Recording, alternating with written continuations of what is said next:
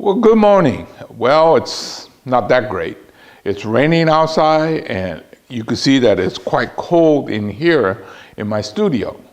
I knew the rain was going to come, so yesterday afternoon I brought these juniper inside so I don't have to work with dripping water. What I thought I'd do today is to kind of let you hang out with me. I'm going to be working on 5 junipers. And basically, you just got to do the work.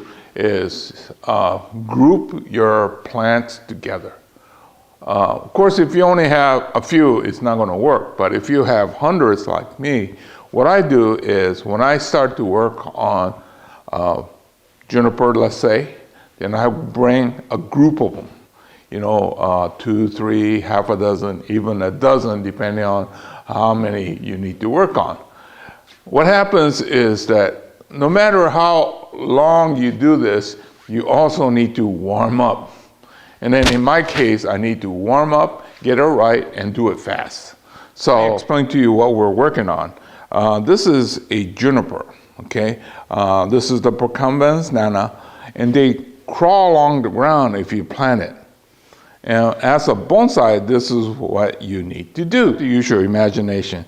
Just believe that this is in the ground, growing with roots. Okay? So what I do is, instead of it just going into the horizontal, which is the natural growth habit, I put a stake, tie it real good here, and I do that. So almost all the ones that you're going to see today were created like that. So we take something that is a ground cover and make it go up as a typical bonsai. Informal, upright. Oh, I just have to get rid of a lot of things that grew. It's kind of good to let these go wild from time to time, in that you get the growth on the trunks. Now, if you let it grow too long, then it starts to ruin your, sometimes your taper and your ramification. But being able to let it just kind of grow wild, it does help in the development. Tighten up. And also, the technique that I'm using is good for early spring or late winter. We could cut back severely today, and it'll still come back as it starts to warm up. So that's what I'm gearing for. Now, in the fall, you will not use this technique because you'll be looking at a very sparse tree during the winter months, and it has no chance to grow back. Unless you're in Australia, of course, in which case you do it in reverse. Ladybugs. They're cute, but also very good. They keep down some of the insects. But this kind of the thing that I like about doing this is that occasionally you just run into cute little. I guess I'm making progress. I took a few large branches out. So we're just getting a little heavy up on top, so I took a big one out. But it's still more tedious work. This one's got to be more than 30 years old. Not sure exactly how old, but it could be more like 40. But definitely more than 30. So I need to be very careful. Okay, I guess I should stop about now. You can see that I took off a lot of foliage. And like I said before, it's okay because we're getting into the growth season. Next juniper that I need to prune is this one. This is more of a standard, just one at a time.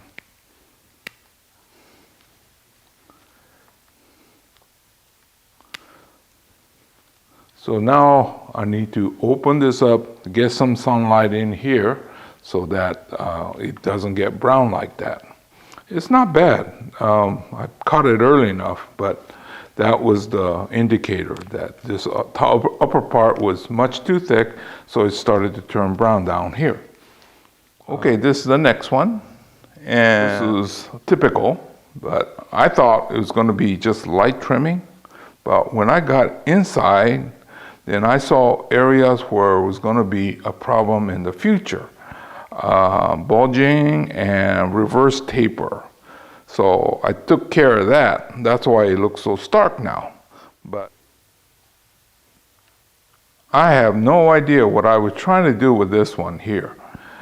I probably had some sort of plan, but since I don't remember, I guess this will be a challenge for me and you at the same time. So let's go in here. It looks like this one here is something that don't belong. Let's hope I was right. Whoop. Well, now we get to see the line. So this concludes Hiro's Saturday morning program. 5 trees, 2 with identifiable style, others, what do we call them? The 2 big ones in the back, weeping style, something or another. Just did. I'm not sure what it's supposed to be, but it does have kind of an interesting shape. What I need is a strong apex, I believe, but we won't know for a number of years. So anyway, hopefully you enjoy watching me work and that you will subscribe and tell your friends. So until we meet again, this is Hiro saying goodbye.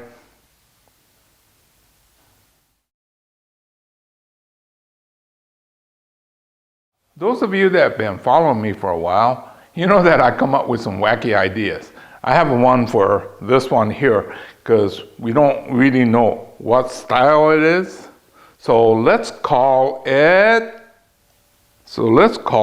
Gone Fishing Style. Why not?